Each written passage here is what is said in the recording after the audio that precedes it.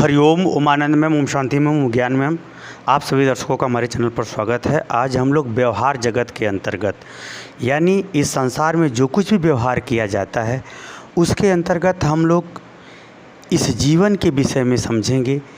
जीवन एक संतुलन है। जीवन क्या है? एक संतुलन है।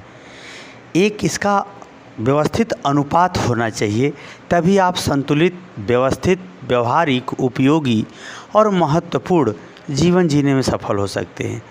कुल मिला के अगर हम बात करें तो जिस तरह से हमारे शरीर के लिए स्वस्थ डाइट चाहिए, स्वस्थ भोजन चाहिए, जिसमें हमें खनिज पदार्थ, विटामिन्स, प्रोटीन, फैट्स, कार्बोहाइड्रेट्स सब प्राप्त हो, एक उचित अनुपात में प्राप्त हो। इसकी मात्रा बढ़ना भी नुकसानदेह होता है और उसकी मात्रा घटना भी नुकसानदेह होता है। तो कुल मिला के एक संतुलित भोजन एक संतुलित शरीर को, स्वस्थ शरीर को बनाए रखता है या व्यवस्थित रखता है। उसी तरह से जीवन एक संतुलन है। जीवन एक क्या है? संतुलन है। इसमें जो है बहुत सारी ऐसी चीज़ें हैं जो जीवन में एक संतुलित मात्रा में मिलेंगी, तभी आप एक मानवीय दृष्टिकोण, एक मानवीय व्यवहार, एक सभ्य व्यवहार, एक आदरणीय व्यवहार, एक अनुकरणीय व्यवहार या एक आदर्शात्मक व्यवहार या एक सभ्य व्यवहार या एक सभ्य समाज के लिए सभ्य व्यवहार आप प्रस्तुत कर सकेंगे, अपने जीवन को उस रूप में स्थापित कर सकेंगे। तो आइए, जीवन एक संतुलन है, तो वह संतुलन किन किन आधारों पर टिका हुआ है उसकी मैं व्याख्या अपने दृष्टिकोण से, जो मैंने समझा है अपने जीवन में, उसके अनुसार आपको समझाने का प्रयास करूँगा। तो आइए, बिना देरी किए, जीवन एक संतुलन कैसे है? अगर हमारा संतुलित जीवन है तभी हम अच्छे हो सकते हैं। संतुलित जीवन नहीं है तो निश्चित रूप से बहुत सारी विकृतियाँ, बहुत सारी अनहोनी बातें, घटनाएं, व्यवहार देखने को मिलेंगे।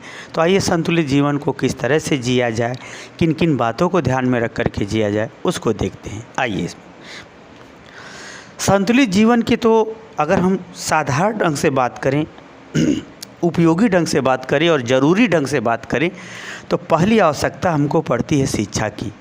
वास्तव में हम अपने विषय में कुछ नहीं जानते हैं। जो कुछ बताता है वो गुरु बताता है कि तुम्हें ये आता है, ये नहीं आता है, इसमें तुम अच्छे हो, इसमें कमज़ोर हो।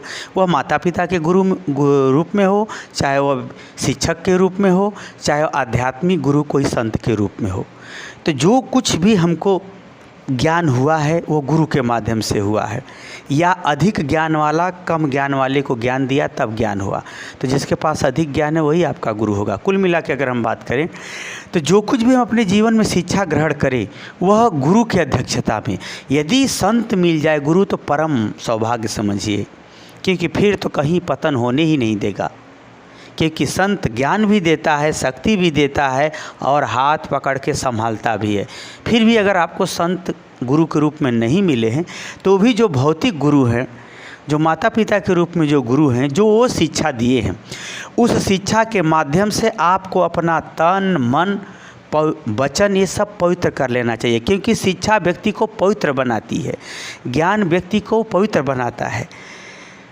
तन, मन, वचन, व्यवहार अगर आप पवित्र कर लिए हैं तो आप समझिए आपकी शिक्षा सफल है। साथ ही यह शिक्षा हमको संवेदना भी देती है। संवेदना का मतलब सद्भावनाओं को, सद्विचारों को बढ़ाती है।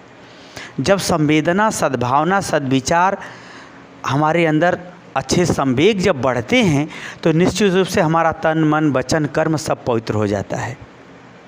पवित्र जब हो जाता है तो व्यक्ति के अंदर सहज ही सेवा का गुण, अपने आप को नियंत्रित करने का गुण और अच्छे नियम, कार्य, व्यवहारों को आदत के रूप में बनाए रखने का गुण उत्पन्न हो जाता है। तो वह व्यक्ति सतत रूप से मानसिक स्वच्छता, पवित्रता, कर्म इत्यादि वह सहज ही करना शुरू कर देता है। तो पहले जीवन में तो यही महत्वपूर्ण है, शिक्षा, वो भी गुरु के निर्देशानुसार। तो अगर ये है, फिर इसके बाद दूसरा में हमारी ये ज़रूरी है, दूसरा है ईश्वर की उपासना।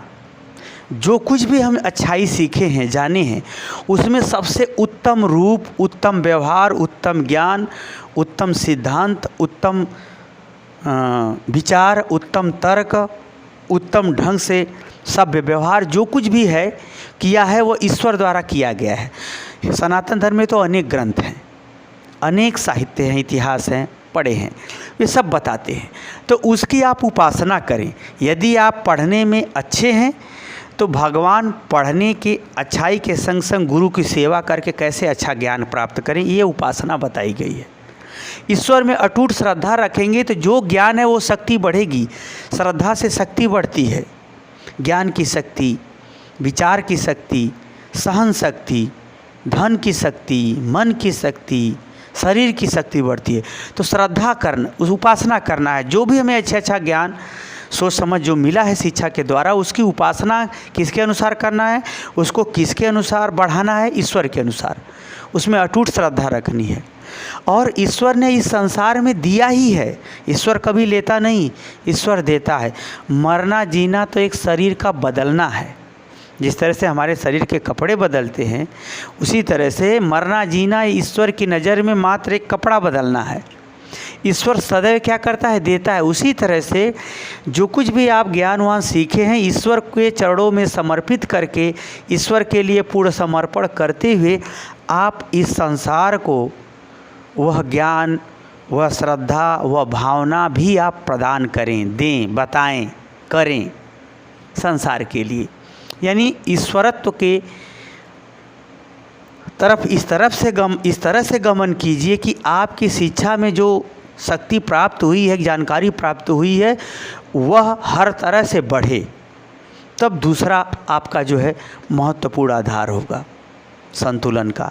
तीसरा चलते हैं, जब शिक्षा प्राप्त हुई, शिक्षा के माध्यम से हम ईश्वर की श्रद्धा, भक्ति, शक्ति प्राप्त करते हुए इन सब शक्तियों को बढ़ाना शुरू करते हैं।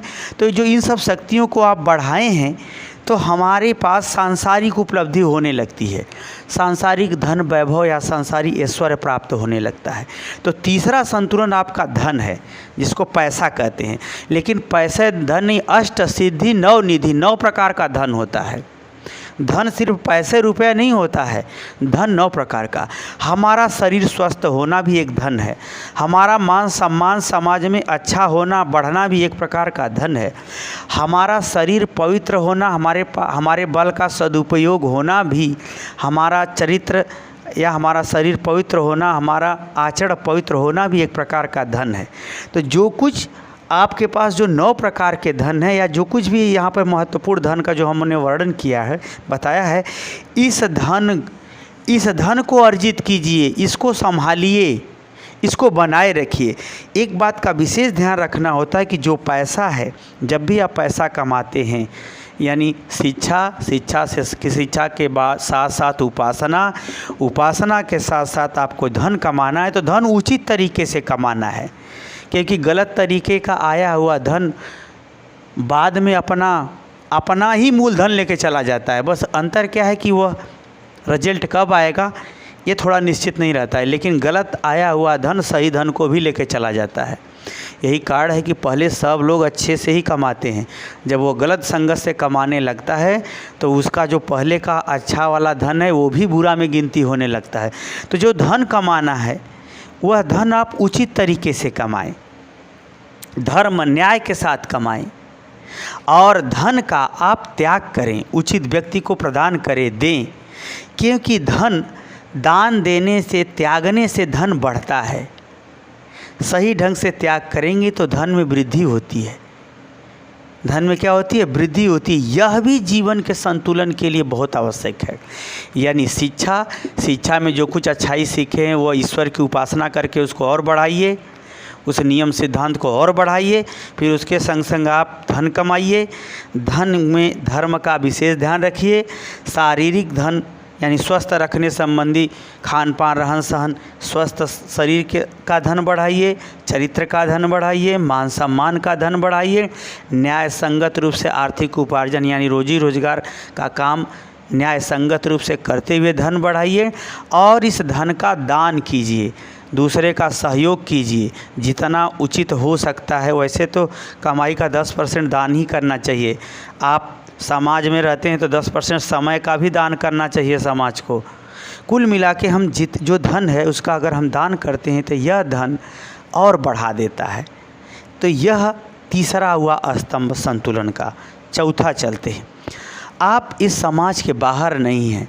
जो कुछ भी आपको मिला है समाज से मिला है, चाहे शिक्षा के रूप में गुरु दिया हो, चाहे गुरु के बताए हुए परिचय कराए हुए ज्ञान दिए हुए प्रभाव के फलस्वरूप चाहे ईश्वर दिए हों। ईश्वर भी दिए हैं तो समाज के अंदर ही दिए हैं।